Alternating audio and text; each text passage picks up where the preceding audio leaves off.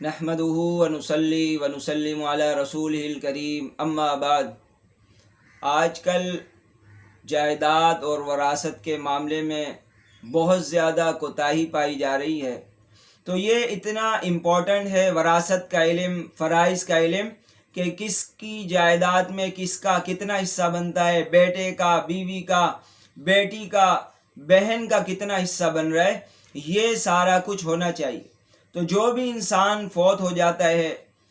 اس کے ساتھ 4 حق ہوتے ہیں۔ اس کا جو بھی مال ہوتا ہے، سب سے پہلے تو اس کے مال سے اس کی تجہیز و تکفین کی جاتی ہے، دوسرے نمبر پر اس پر کوئی قرض ہو اس کو ادا کیا جاتا ہے، تیسرے نمبر پر جو اس نے جائز وصیتیں کی ہوتی ہیں ان وصیتوں کو پورا کیا جاتا ہے، اس کے بعد جو وراثت ہوتی ہے اس وراثت کو حقداروں تک پہنچانا یہ بھی ورثہ کی ذمہ داری ہوتی ہے۔ لہذا قرآن کے اندر فرمایا وَآتِ ذَا الْقُرْبَى حَقَّهُ، قرابت داروں کو ان کا حق دو۔ لہذا بھائیوں کو ان کا حق دو، بہنوں کو ان کا حق دو، بیٹی کو ان کا حق دو۔ ایسا نہیں کہ بیوی جو ہے ساری جائیداد کی مالک بن جائے، یا بڑا بھائی ساری جائیداد کو اپنے قبضے میں اپنی تحویل میں لے لے۔ ایسا بھی نہیں ہو کہ سارا بھائی جائیداد میں قبضہ کر لیں اور بہن کو کوئی بھی حصہ نہیں ملے۔ آگے فرمایا قرآن پاک میں ان الذین یأکلون اموال الیتامی، بے شک جو لوگ یتیموں کے مال کو کھاتے ہیں۔ ظاہر ہے یتیم تو بہت کمزور ہے اور کچھ یتیم سے بڑھ کر بھی ہوں گے جن کے مال کو کھایا جائے گا، تو فرمایا کہ یہ نہیں سمجھنا کہ مال کھایا جا رہا ہے، انما یأکلون فی بطونہم نارا، وہ لوگ اپنے پیٹ میں آگ کو بھر رہے ہیں اور عنقریب یہ لوگ جہنم میں داخل ہوں گے، ان کو پھر پتہ چلے گا۔ اور آپ صلی اللہ علیہ وسلم نے فرمایا کہ ہیلے بہانے کے ذریعے سے بھی کسی کی جائیداد کو ہڑپ مت کرنا، وَلَا تَأْكُلُوا أَمْوَالَكُمْ بَيْنَكُمْ بِالْبَاطِلِ، ناحق طریقے سے ایک دوسرے کے مال کو مت کھانا۔ اور آپ صلی اللہ علیہ وسلم نے حجۃ الوداع کے موقع پر فرمایا کہ دیکھو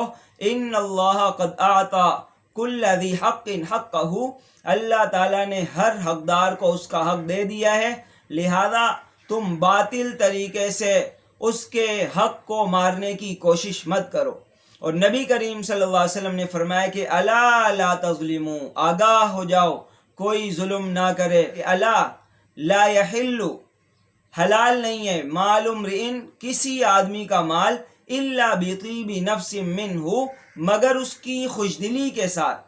بسا اوقات بہنیں شرم کی وجہ سے یا ڈر کی وجہ سے وراثت کا حق لینے سے جو ہے معذرت کر لیتی ہیں، حالانکہ لینے کا ارادہ ہوتا ہے لیکن پتہ ہوتا ہے کہ اگر بھائی سے جائیداد مانگ لی تو یہ گھر کے دروازے مجھ پر بند کر دے گا، تعلقات ختم کر لے گا، تو وہ شرما شرمی میں کہہ رہی ہے کہ نہیں آپ رکھ لیں، مجھے جائیداد کی ضرورت نہیں ہے۔ تو فرمایا کہ خوش دلی کے ساتھ اگر وہ معاف کریں تو ٹھیک ہے، ورنہ حلال نہیں ہے۔ اور آگے فرمایا وَمَنِ انْتَهَبَ نُهْبَةً، جو بھی کسی کو لوٹے فَلَيْسَ مِنَّا، اس کا ہمارے سے کوئی تعلق نہیں۔ اگر کوئی لوٹ رہا ہے کسی کو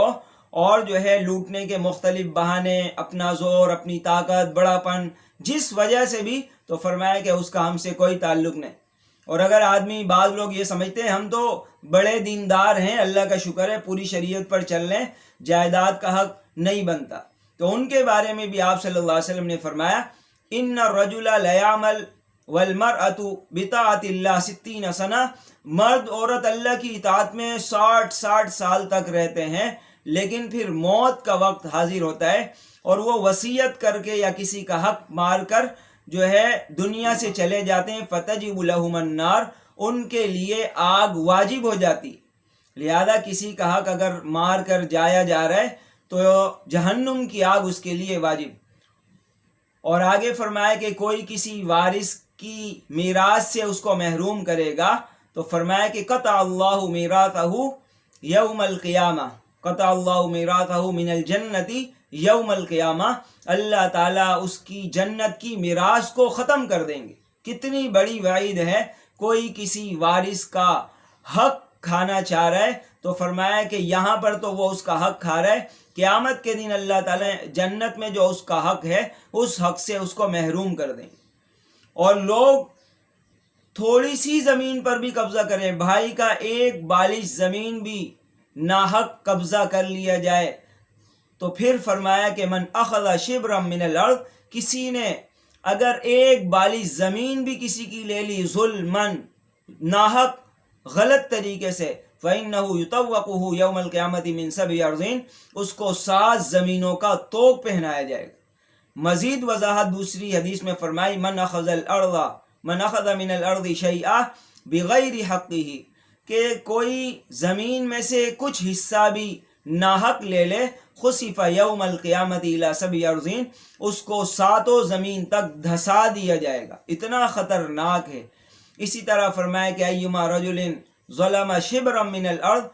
کوئی بھی آدمی بالش بھر زمین بھی کسی کی ظلمن قبضے میں لے لے، کلفہ اللہ ان یحفرہ، اللہ تعالیٰ اس کو ذمہ دار بنائیں گے اس بات پر ان یحفرہ، کہ وہ اس زمین کو کھودے، حتی یبلغ آخر 7 أرضین، 7 زمین کی حد تک وہ کھودے، اور جو ہے پھر فرمایا کہ ثم یطوقہ الی یوم القیامہ، پھر یہ 7 زمین کی جو مٹی ہوگی، اس ساری زمین کی مٹی کو اس کے گلے کا طوق بنایا جائے گا، حتی یقضی بین الناس، یہاں تک کہ لوگوں کے درمیان فیصلہ نہ ہو جائے۔ تو قیامت کے دن اس کو اس ساری زمین کا 7 زمین کو کھودنے کا حکم ہوگا، کھودنے کے بعد جو مٹی نکلے گی اس مٹی کو اس کو اٹھانے کا حکم دے گا۔ اور ایک حدیث میں فرمایا کہ من اخذ ارضا بغیر حقها کلف ان يحمل ترابها المحشر، کہ وہ اس کی مٹی محشر میں لے کر حاضر ہو۔ تو اس لیے آج کل تو جو پارٹیاں ہیں وہ اپنے